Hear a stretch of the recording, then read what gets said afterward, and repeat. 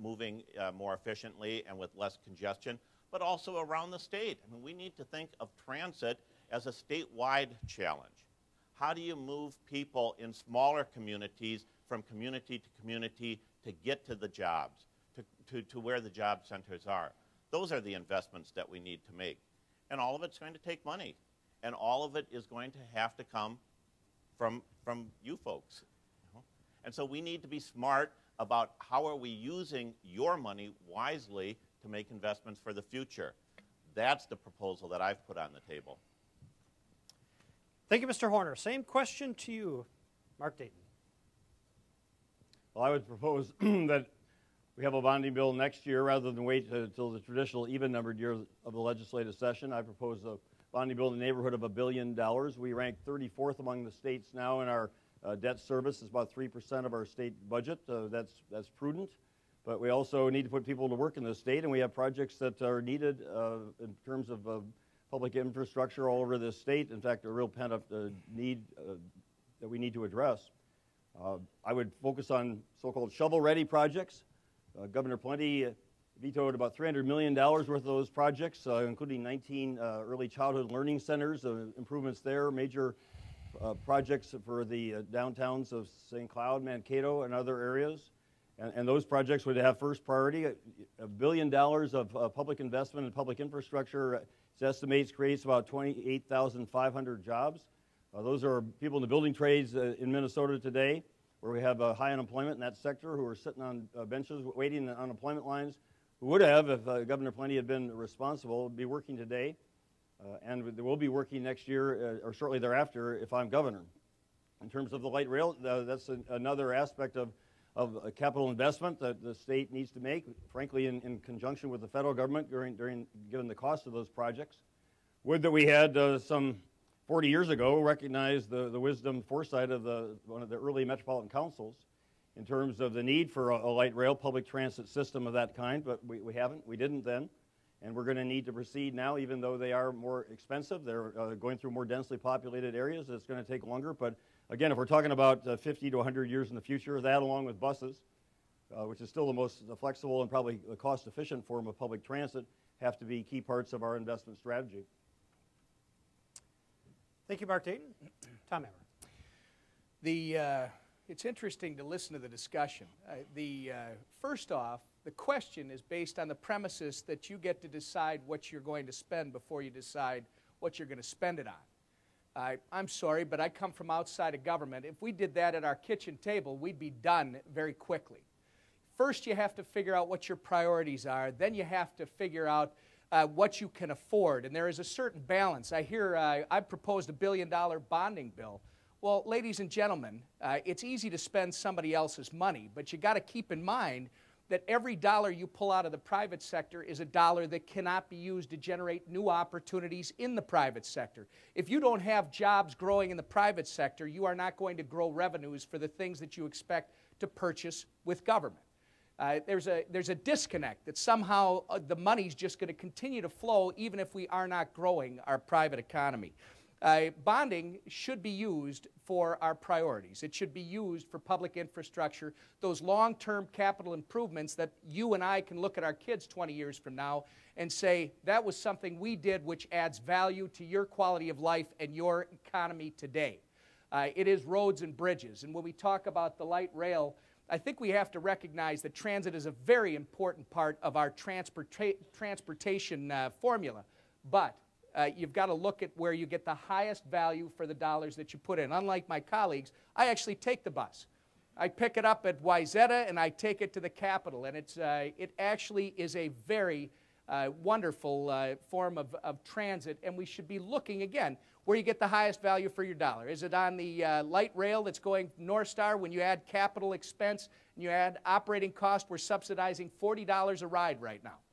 Let's look at where we get the highest value for our dollar, and maybe it is rail, but let's be open to understanding it's about mobility, moving people and goods, and let's do it with the highest value, highest return.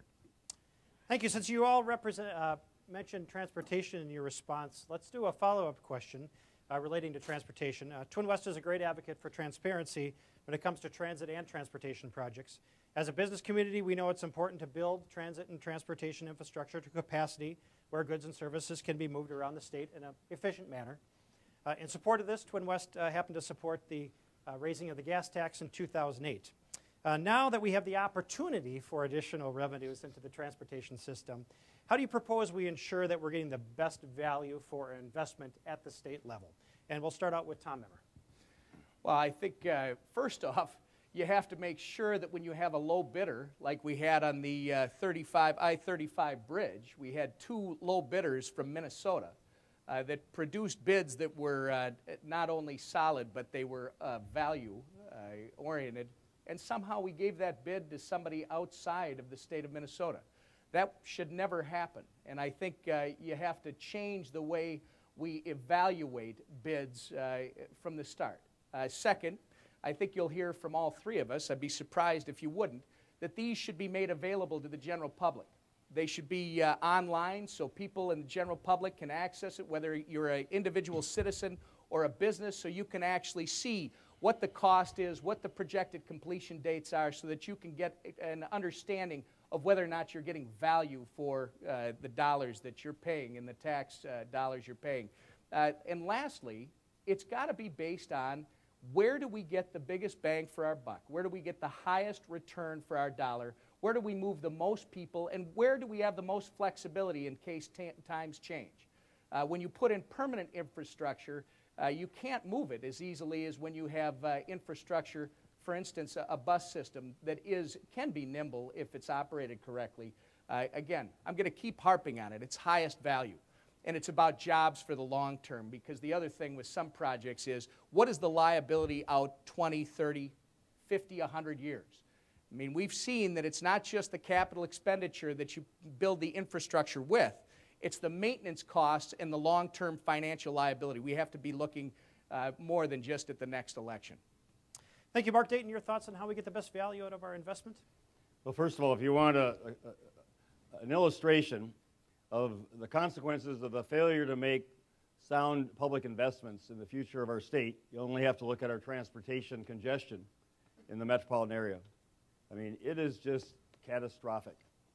And in greater Minnesota, having driven all over the state for the last several months, the deterioration of our highways there has the same effect on people, on the ability for businesses to get their goods to markets, on their ability of them to get their employees to and from work, to get themselves to and from work, the safety aspects of the loss of lives and that cost to businesses, not to mention the tragedy to families from these failures.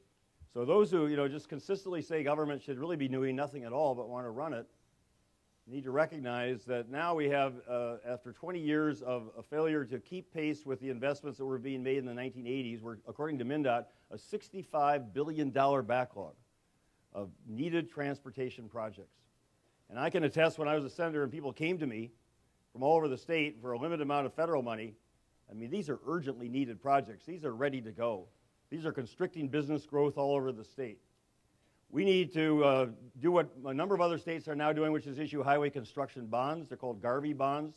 They're backed by part of the federal highway trust fund revenues, particularly the increase. It's great to go pay as you go, as we have been able to in the past, but when you're $65 billion behind and you're constricting social and economic vitality, we have to increase those investments. Georgia is completing in, I believe it's about 8 years, what would have taken 26 years if they hadn't been able to fast forward, accelerate these projects. We need to complete projects in 1 or 2 construction seasons rather than in 6 and 7 by doing them piecemeal. And there's no more critical area where we need to make public investments responsible, sound ones, have a professional Department of Transportation run by a professional so they make good investments if we're going to make a better future for this state. Thank you, Mark. Dayton. Tom Horner, your thoughts on the best value and how we get it for our transportation dollars at the state level? Sure. I mean, first we have to be honest with people and lay out what the scope of the dilemma is. And it's fine, Senator, to talk about Garvey bonds, but in fact, Minnesota has looked at those and they don't provide much value for the state. And you can talk to transportation experts who will say the same thing. We just need to be honest. We need to be honest, Representative Emmer, to say that we should have increased the gas tax in 2008. It was the right thing to do. It was the right thing when we need to make investments in the infrastructure. And having listened to your answer on the bonding bill, I think what I heard you say is you're going to continue your perfect record of opposing every bonding bill, because I didn't say that you were going to be for anything. So we do need to bring transparency. We do need to make investments. And so a couple of things that I think are important. One is, I'm glad Representative Emmer has adopted my idea to set standards, to set accountability, to set measures, and then post it on the website. Make people aware. Now again, that takes an investment. You don't just hire a 25-year-old and say, create a website for me and we'll make everything accountable. You need to make an investment in the IT. You need to make an investment in broadband around the state so everybody can see it, so everybody can access it, so that it has some meaning. And on the $65 billion shortfall, Senator, I agree with you. But we don't just do it in traditional ways and say, let's divide the money by 201, the number of legislative districts, and do a little bit in every district around the state. The reality is we have $15 billion in money that we know about. We need to set priorities. We need to set outcomes. We need to take that $15 billion and say, what are the most important investments we can make for the economic assets? And it may not just be in the metropolitan area. It may be Highway 14. And then you take the next tier of priorities and you say, how are we going to fund these? And it may be user fees. It may be a higher gas tax. And then you take the rest of them and you say, hey, they don't fit into our priorities. They don't meet the outcomes that we need to set for the state. And that's how you move to outcome-based budgeting, not with a lot of philosophy, with hard decisions, with leadership. Thank you, Mr. Horner.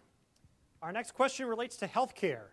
Uncertainty is one of the strongest obstacles, as all of us know in the room here, to economic recovery, especially when businesses are looking to hire. Several months ago, the federal government passed a significant health care reform package that contains phase-in dates and provisions that are difficult, I think, for small businesses to digest and get their arms around. In light of that uncertainty created by health care reform, including the potential for taxes and mandates, what will your administration do to help lower or control health care costs or increase premium predictability for businesses? We'll start with Senator Dayton. Well, I'm not a fan of what came finally out of Congress in Washington, although any governor, as long as that's the law, is going to be challenged to work within that framework and to, as Governor Pawlenty should be doing now, request the $263 million that's available. We need to finance aspects of state government so they won't have to withhold the payment, the refunds on capital equipment expenditures and others.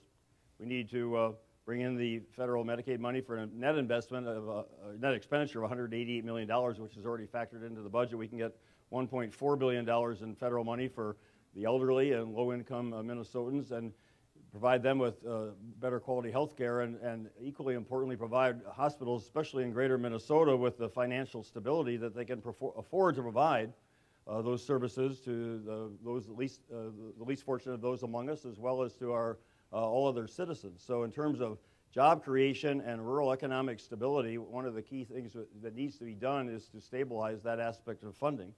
And if it's not paid that way, you and others will pay through higher insurance rates indirectly.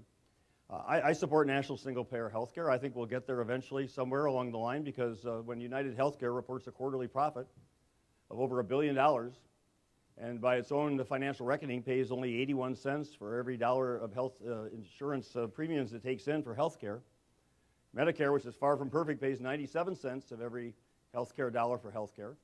That difference between 81 cents on the dollar and 97 cents on the dollar is one of the reasons that health care and health insurance are unaffordable for increasing numbers of Americans.